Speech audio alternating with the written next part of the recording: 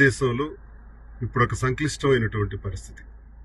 ప్రపంచంలోనే 3వ స్థానం కలిగినటువంటి ఇండియన్ సివిల్ ఏవియేషన్, ఇంత గొప్ప ఖ్యాతిని సంపాదించినటువంటి భారతదేశం ఈరోజు గత కొద్ది నెలలుగా ఈ ఏడాది కాలంలో అసలు ఏవియేషన్లో ఎటువంటి ప్రమాదాలు జరుగుతున్నాయన్నది చూస్తుంటే చాలా ఆశ్చర్యకరంగా ఉంది.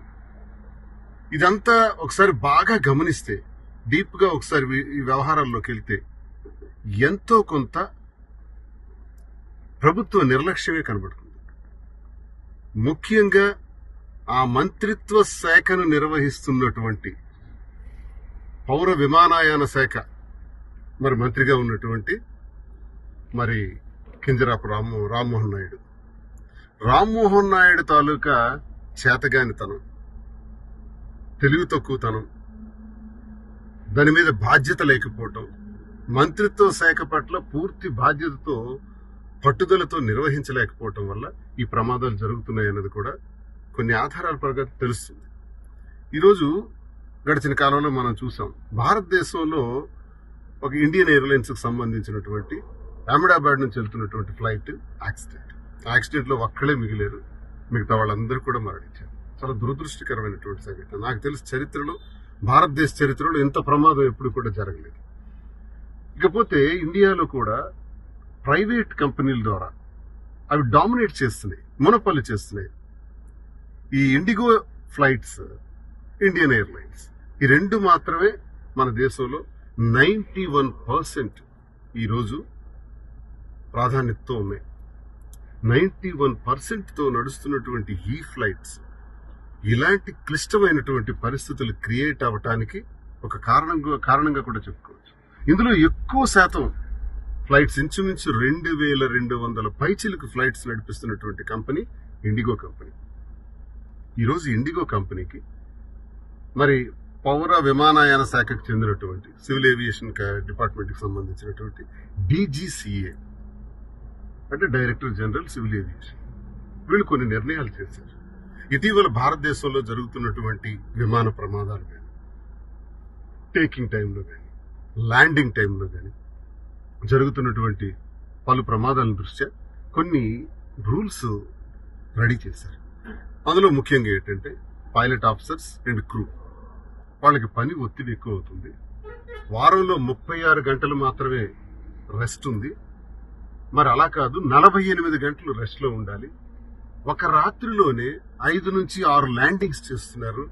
నైట్ ల్యాండింగ్స్, నైట్ ఫ్లయింగ్ కూడా చేస్తూ నైట్ ల్యాండింగ్ చేయటం, వాటిని కూడా తగ్గించి 2 వరకే నైట్ ల్యాండింగ్స్ ఒక పైలట్ ఆఫీసర్ చేయాలి అని నిబంధనలు, మరికొన్ని నిబంధనలు కూడా తయారు చేస్తూ ఆ నిబంధనలన్నీ ప్రవేశపెట్టడం జరిగింది. ఇవి తప్పు కాదు. DGCA తీసుకున్నటువంటి నిర్ణయం ఇదేం తప్పు కాదు. ఎన్నో ప్రమాదాలను పరిశీలించి వాళ్ళు తీసుకున్నటువంటి నిర్ణయం. కానీ సడన్ గా ఇండిగో కంపెనీ వాళ్ళు, ఎందుకంటే 91% ఉంది ఇక్కడ, బాగా గమనించాలి. 91% ఉన్నటువంటి వీళ్ళు మేము ఈరోజు ఫ్లైట్లు నడపమని సుమారు 1800కు పైచిలకు ఫ్లైట్స్ ని ఆపేసినారు. ఈ విషయం ఇండిగో CEO ప్రకటించి నేటికి 4 రోజులు అవుతుంది. ఈ విషయం ముందుగానే ప్రభుత్వానికి తెలుసు. ముందుగానే పౌర విమానయాన శాఖ నిర్వహిస్తున్నటువంటి కింజరాపు రామ్మోహన్ నాయుడుకి తెలుసు. అది నేను ఇక్కడికి వచ్చేటటువంటి మెయిన్ పాయింట్.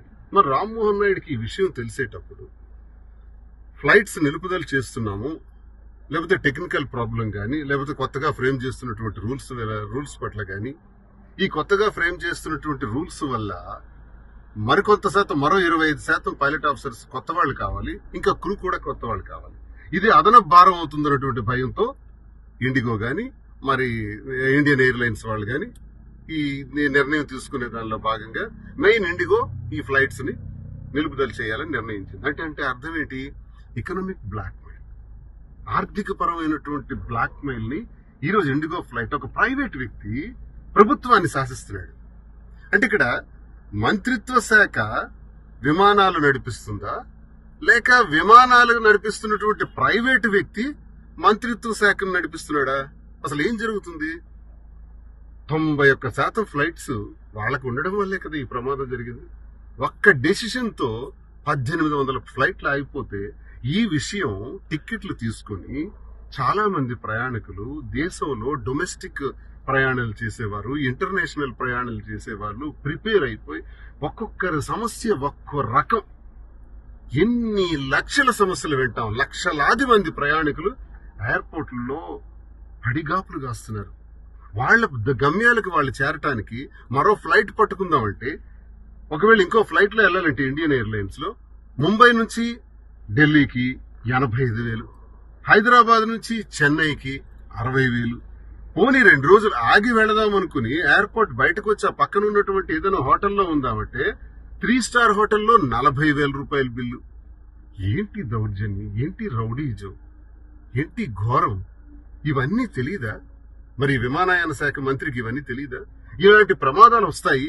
ఈ ప్రమాదాలని నివారించాలంటే ఆ నిర్ణయం తీసుకునే ముందు ఆ ప్రైవేట్ యాజమాన్యాలతో, ఇండిగో యాజమాన్యంతో డిస్కషన్ చేసి ఆ రూల్ పాస్ చేసి దానికి సంబంధించినటువంటి ఉద్యోగులందరినీ కూడా అధికంగా సేకరించి విమానాలు నడపడమే కావాలి తప్ప ఇలా సడన్ గా ఆపేస్తే ఏమవ్వాలి?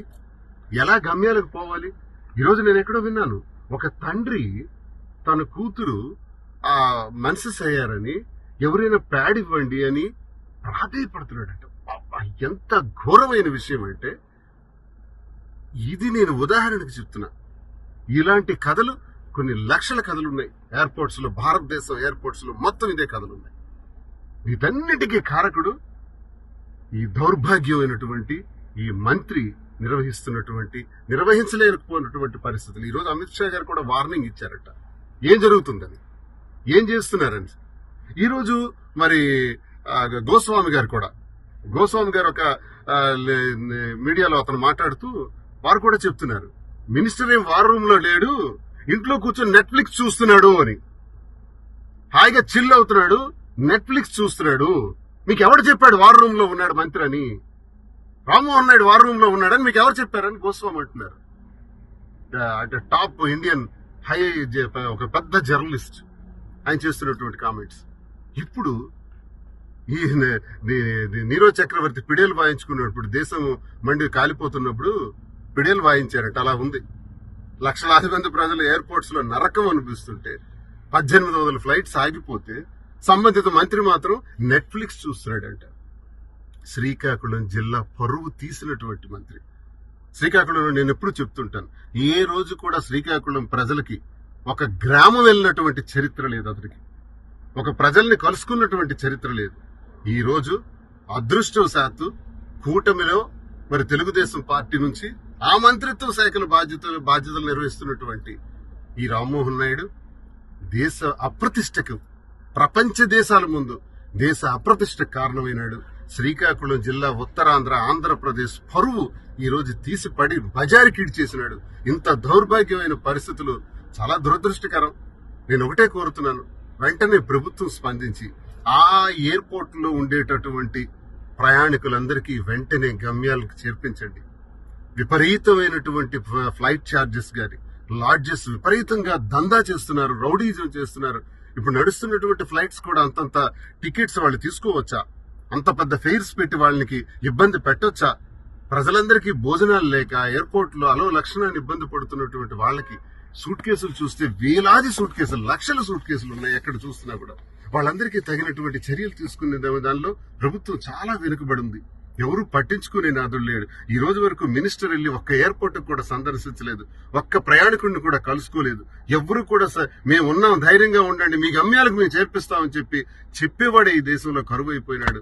ఈ దౌర్భాగ్యమైన పరిస్థితుల నుంచి వెంటనే మోదీ గారు స్పందించాలని.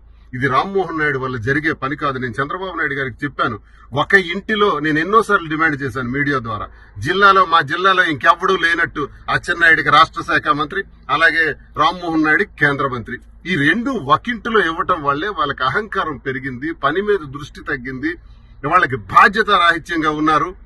దయచేసి మీరు ఆలోచించాలని ఎన్నిసార్లు చెప్పాను. ఇప్పుడు అదే జరుగుతుంది. ఇలాంటి నిర్వాహకం తెలియనటువంటి వాళ్ళు ఇలాంటి దౌర్భాగ్యులకి ఇలాంటి పదవులు ఇచ్చి ప్రజలకి రాచి రంపాన పెడుతున్నారు, ఇబ్బంది పెడుతున్నారు.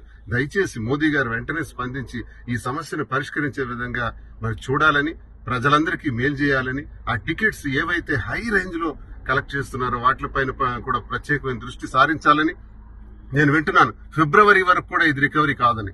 కానీ దయచేసి వెంటనే ఈరోజు ప్రభుత్వమే దిగొచ్చే పరిస్థితి చేసింది. ఒక ప్రైవేట్ యాజమాన్యం, ఒక ప్రైవేట్ పర్సన్ ప్రభుత్వాన్ని శాసించే విధంగా ఈరోజు నేను ఫ్లైట్స్ బంద్ ఆపేస్తే గవర్నమెంట్ ఫ్రేమ్ చేసినటువంటి గైడ్ లైన్స్ ని మళ్ళీ వెనక్కి తీసుకునే పరిస్థితి వచ్చింది. ఇది ప్రజలకు అవమానం.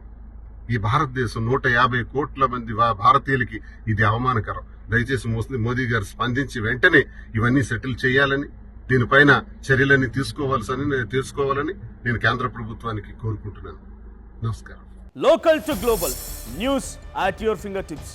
మీ చేతిలో ఒక ఆయుధం. Download R TV app. Media legend Ravi Prakash is back.